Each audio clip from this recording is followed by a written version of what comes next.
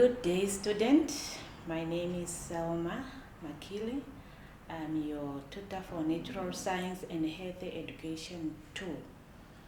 So my contact details are at the last slide. So if you have any question, you can contact me on my cell phone number after working hours, or on my email address can be done anytime during the day. So student, let me welcome you to this academic year 2021. I wish you all the best. Be focused and spend more quality time on your study. Utilize every opportunity that you get on your studies. So to begin with, I'll be giving you some tips to help you prepare for your examinations for 2021, and I want you to make use of them and also make use of your prescribed textbooks and also any other sources of information, relevant information that you may use. For example, the non-call modules for all the curriculums, module 1, 2, and 3. So they are very useful. Make use of them as well. So to start our presentation, we are starting with speed, mass, and density. Remember, our module is a very huge module, and I'm going to touch a few things. And the first one that we are going to start with is speed, mass, and density. So under this topic, we are also going to find some subtopics, like under speed, we are going to find distance. You have to be able to define what is distance. Displacement, you must be able to define what is displacement and also give the difference between the two. Normally, we give the difference between the two, that one is a scalar quantity and the other one is a vector quantity. For example, distance is scalar quantity because it only gives us a magnitude or the size, while displacement is a vector quantity because it gives us both magnitude and direction. Then you should also be able to give the differences between speed and velocity. Speed and velocity. You should also be able to define acceleration. As you can see on that slide, I gave some of the definitions and other relevant information. Now I want to talk about acceleration. With acceleration, we should be able to give the definition, the meaning of acceleration, and we should be able to calculate, either using the formula, which is acceleration is equal to final velocity minus initial divided by time, and also you to be able to calculate acceleration from a speed time graph. That's very important, like the one that you can see on the slide there. It shows different parts of the speed time graph.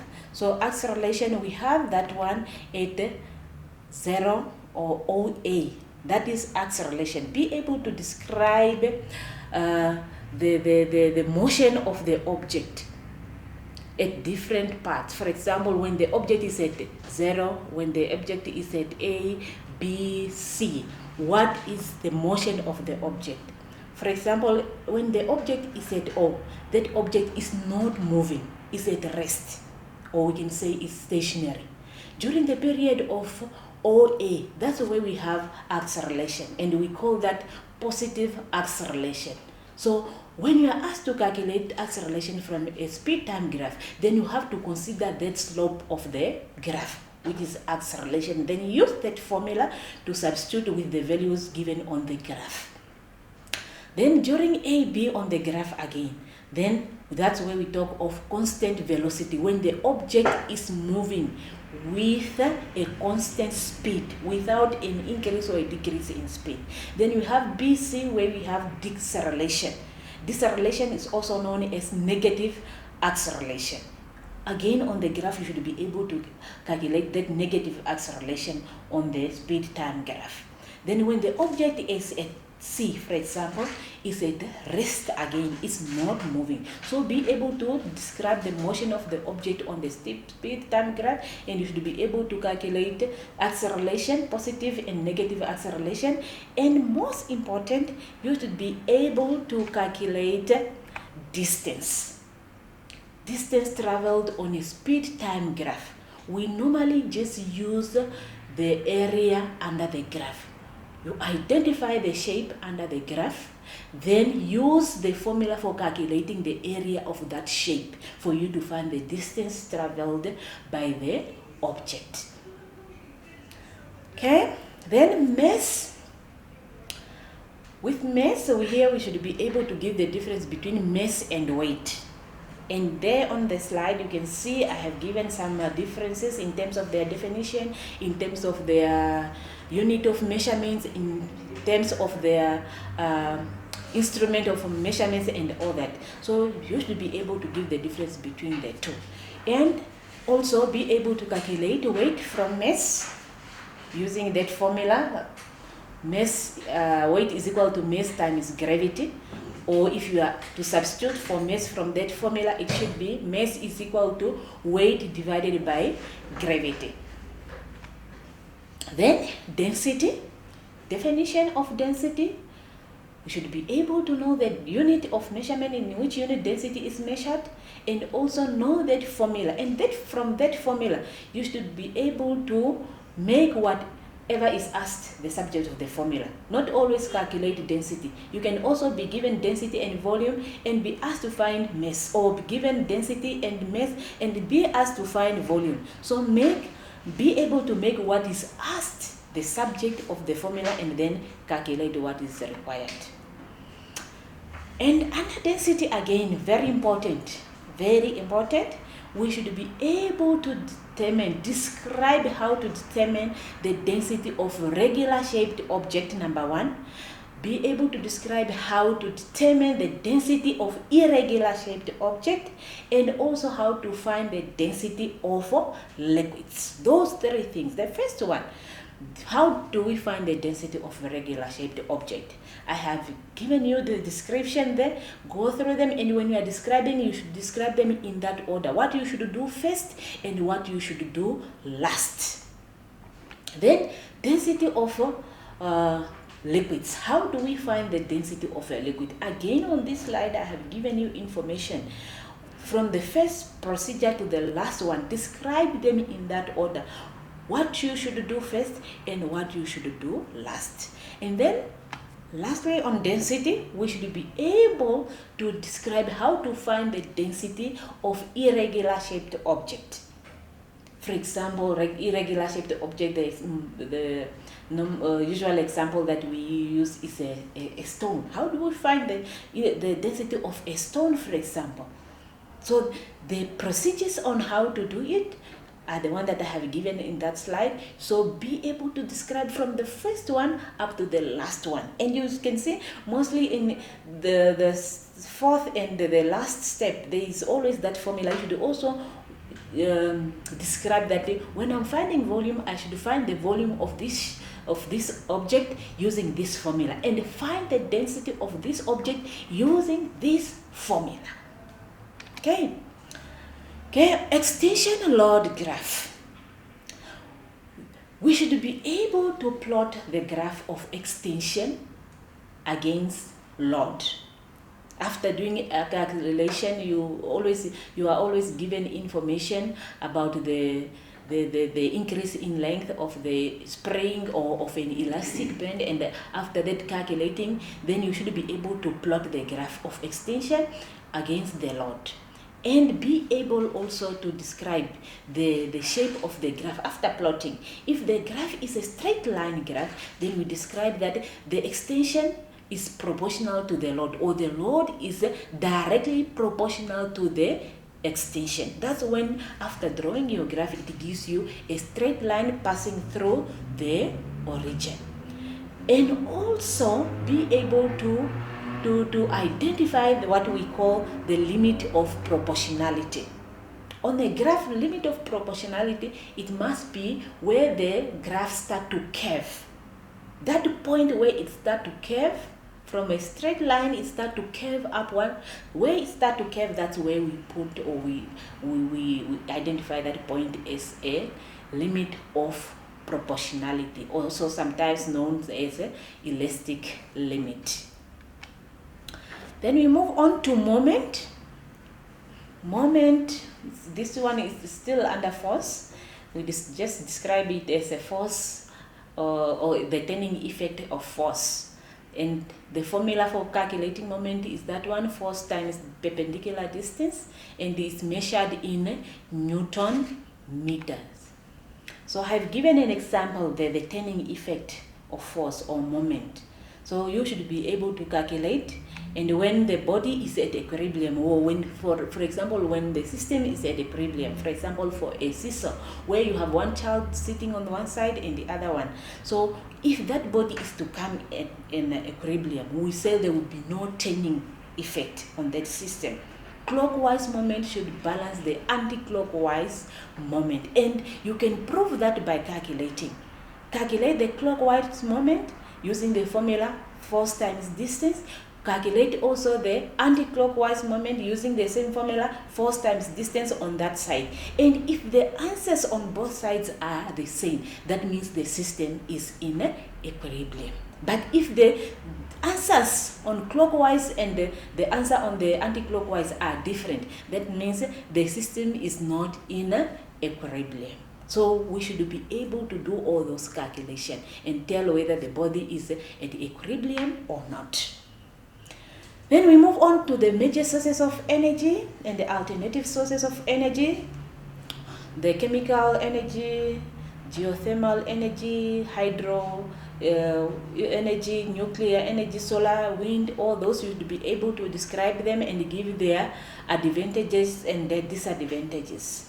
Then forms of energy, we have two major forms of energy, which are potential energy and kinetic energy. So with these two, we should be able to define what is potential energy and what is kinetic energy, and also be able to know those formulas for calculating them. What is the formula for calculating potential energy? We use the formula mass times gravity times height. And for kinetic energy, we use the formula half times mv squared, half times mass times velocity squared. So don't forget to square that velocity. And again, from these formulas, you should be able to make what is asked the subject of the formula. Very important always. It's not always that the question will come ask you to calculate kinetic energy or potential energy. You may be given potential energy, you are given the height, and the question may ask you to use the necessary information given to calculate the mass. Or you can, for kinetic energy, you can be given kinetic energy, you can be given velocity, and be asked to find the mass. So know how to make that mass the subject of the formula. Okay, other forms of energy apart from those major two, we have electrical energy, we have sound energy, we have heat energy, light energy, and etc., etc. But those are the main two: potential energy and kinetic energy. Plus then the other two, the other four: electrical, sound, heat, and light. Okay, the relationship between work and energy. Remember, for a body to do work is when that body have energy. Therefore, the relationship between the two is the amount of work that is done by the body is always equal to the amount of energy transferred by that body. So that's the relationship between the two. So work done and energy are the same, because for that body to do work, there must be energy transferred in that body. That's why they can even be calculated with using the same formula, and they have the same unit. Work done is measured in joules, and energy is also measured in joules. So they are the same. Power. The definition for power, know how to define power, the unit in which power is measured, and also the formula for calculating power. And again, as usual, you can be asked to find anything from that formula. You can be given power, you are given work done, and be able to find time. So the formula for power is energy divided by time, or work done divided by time. Why? Because we said work done and energy are the same. because for work to be done, energy must be transferred. Any of the two, energy divided by time or work done divided by time, it's the same. And remember, when you're calculating power, time must be in seconds. If you are given time in other units, please always convert to seconds. Pressure, the formula for, the definition first. Know how to define pressure. Know the units in which pressure is measured, Newton meter squared. And the common name for that is Pascal. So know the relationship between pressure and force, because pressure is a result of force. You have to apply force first for you to get pressure. What is the relationship between the two? Pressure is directly proportional to force. That means when you increase force, pressure also increase. When you decrease force, pressure also decrease. And pressure is inversely proportional to area. From the formula, remember, pressure is equal to force divided by area.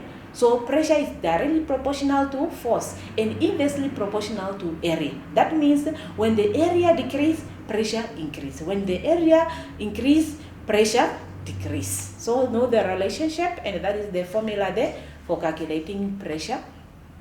Then we go to the thermal physics, which is method of heat transfer. We have three main methods of heat transfer, which are conduction, convection, and radiation.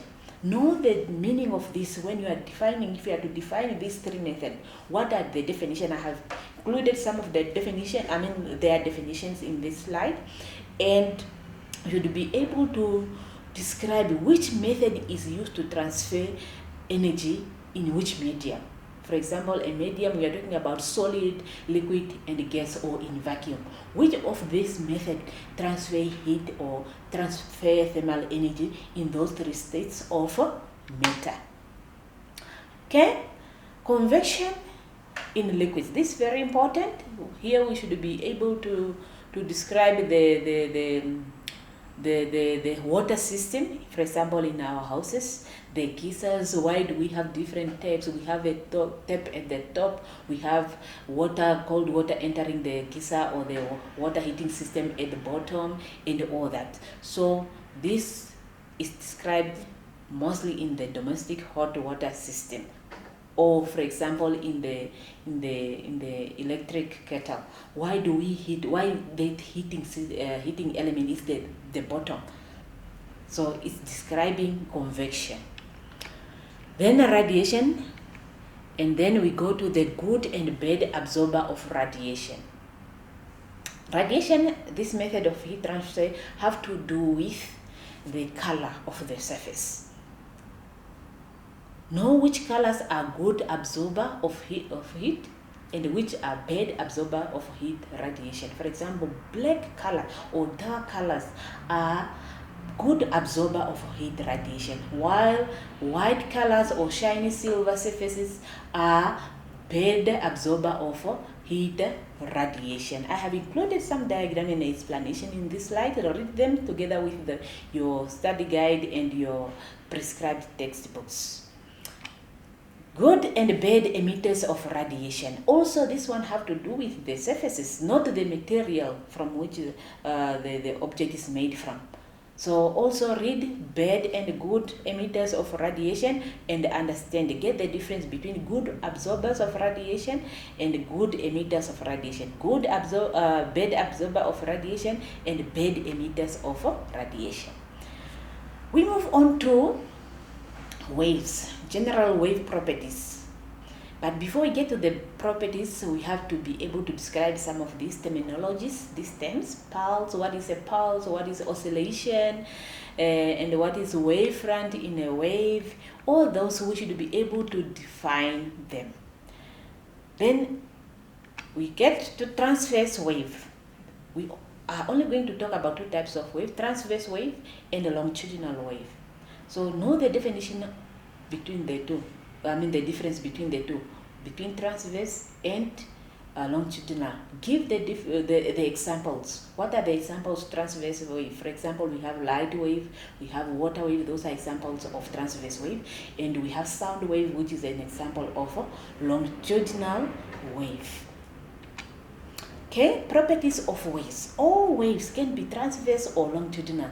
They possess the following properties: the speed, frequency, period, wavelength, and amplitude. Those are the properties of waves. So you should be able to define what is the speed of a wave, what is the wavelength of a wave, frequency of a wave, and amplitude of a wave. And some of these properties we should also be able to show them or identify them on the wave graph. Okay. Then wave equation. This equation is applicable to all types of wave. We use the equation, which is velocity is equal to frequency times wavelength. It's applicable to all types of waves, so either sound wave or transverse wave.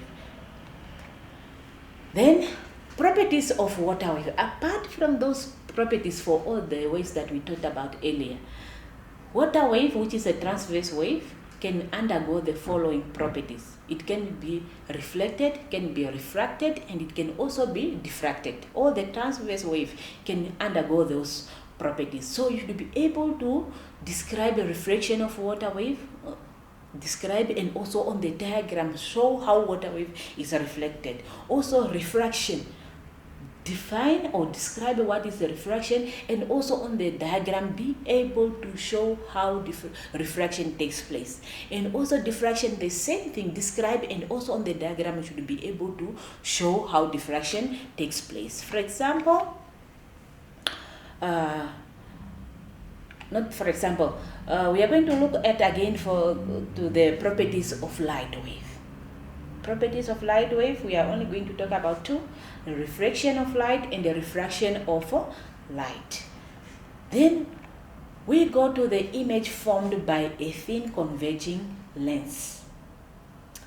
A thin converging lens. Remember, we have two types of lenses.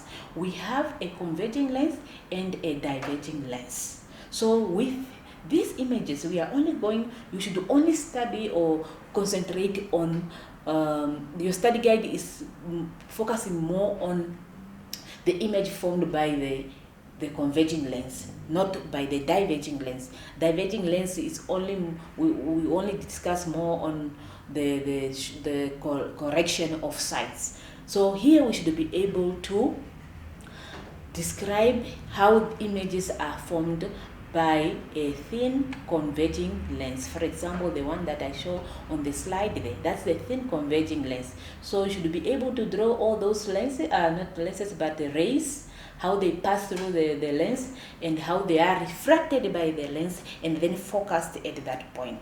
So know that point. How do we call the point where these rays meet? We call it a focal point.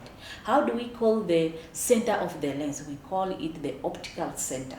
How do we call the distance between the optical center and the focal point? We call it the focal length. So you should know all these things. Okay, then characteristics or properties of acid and base. In this slide, I have given you the differences between the two. You should go and study or read them. And then the difference between strong and weak acid. Remember, we are talking about, in this topic, we are talking about acid and bases. It's under environmental chemistry. So the differences between the two in terms of the ions, the dissociation of ions in terms of their pH, and etc., etc. And then we come to acids. What is the difference between a strong acid and a weak acid? Then what is the difference between a strong and a weak base? Then types of oxides. We have different types of oxide. We have neutral oxide, amphoteric oxide, we have acidic oxide, and all that. So study about them also and understand the difference between them, and also be able to give the examples of these oxides. Then concept of moles, we should be able to calculate the amount of substance. Remember, moles is the amount of substance. So calculate then using the equation, moles is equal number of moles is equal to mass divided by mass of 1 mole. Or you can be asked to find from that formula, moles is equal to mass divided by mass of 1 mole.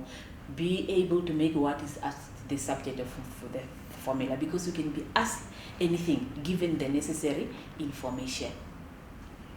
Then we get to the purification of water purification. We have two major or two very important processes that are involved, which are filtration and chlorination. Though we have other processes that are involved in the purification of water.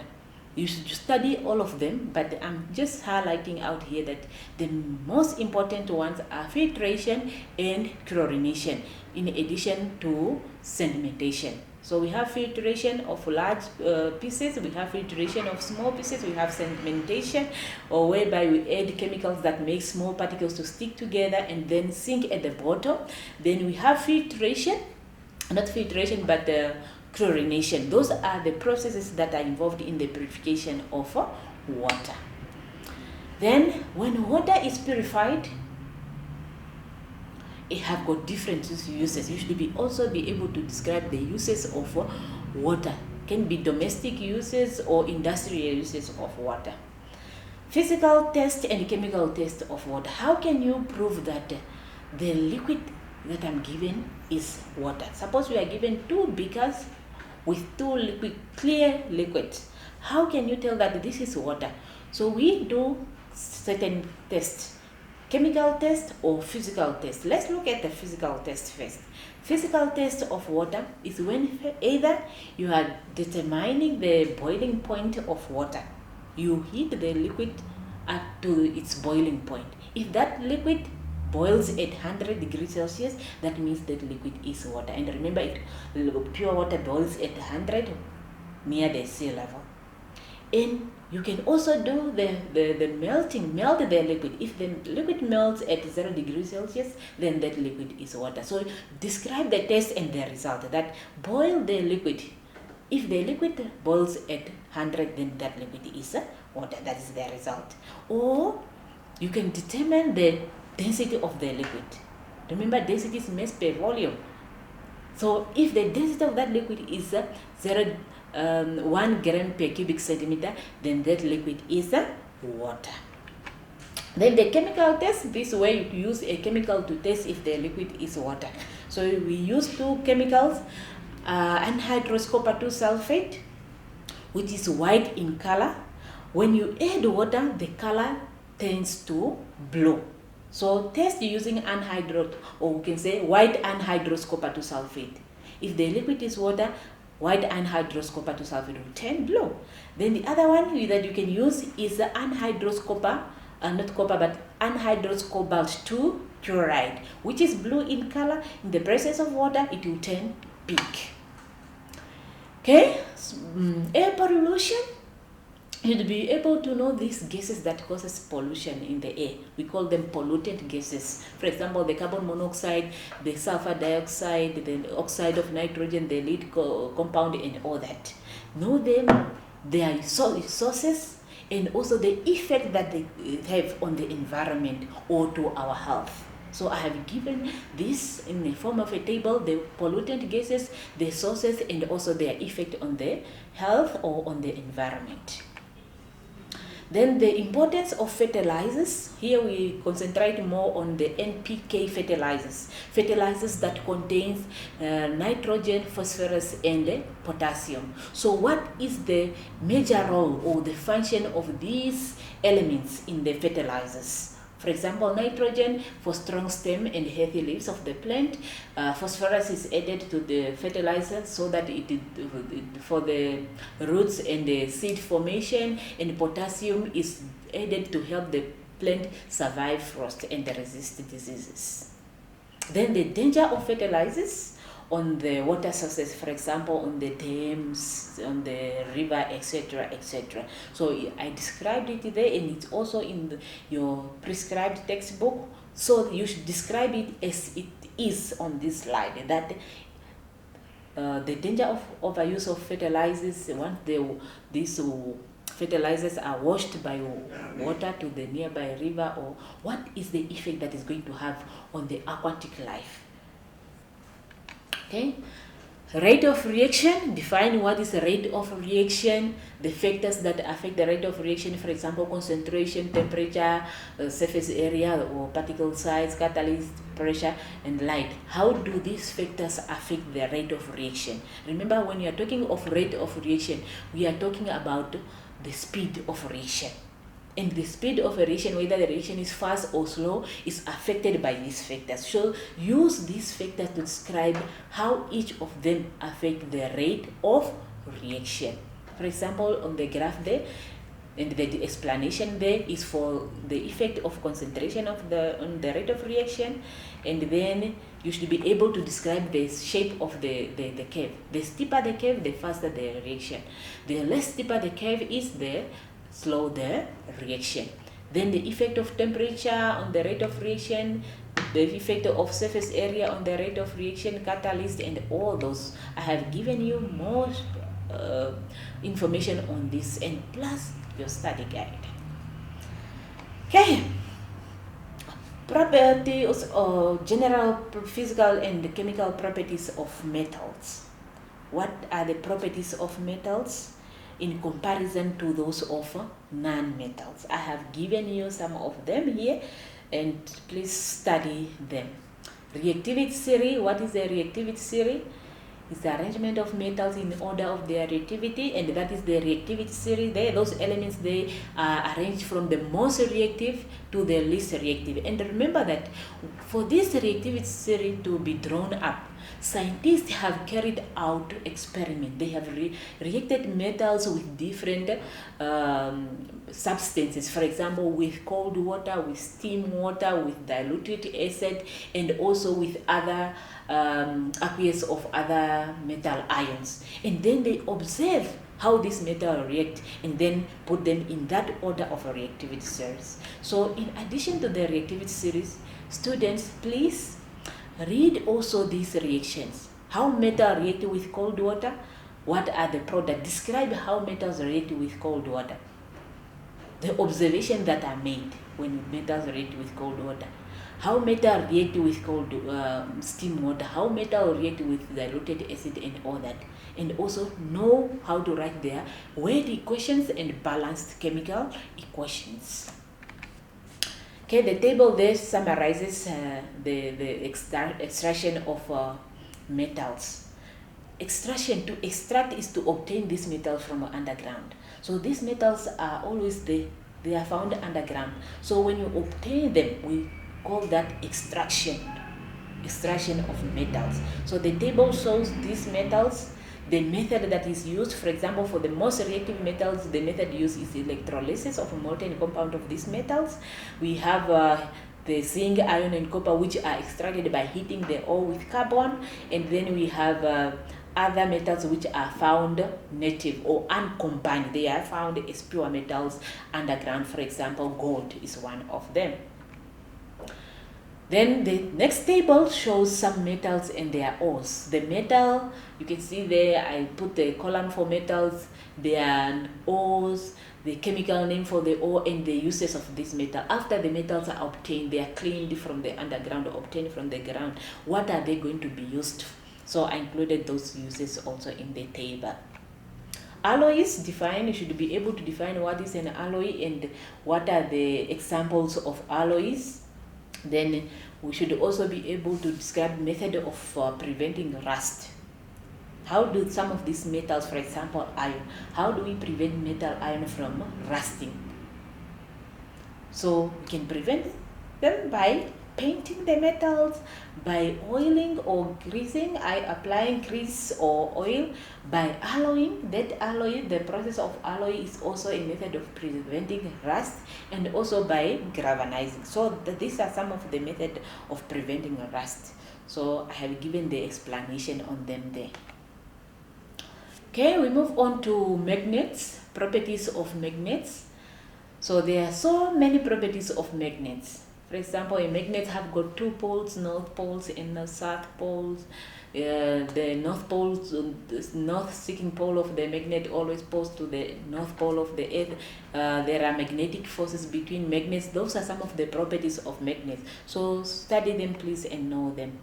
So with magnets also, we should be able to explain the process of magnetism, induced magnetism using molecular magnets.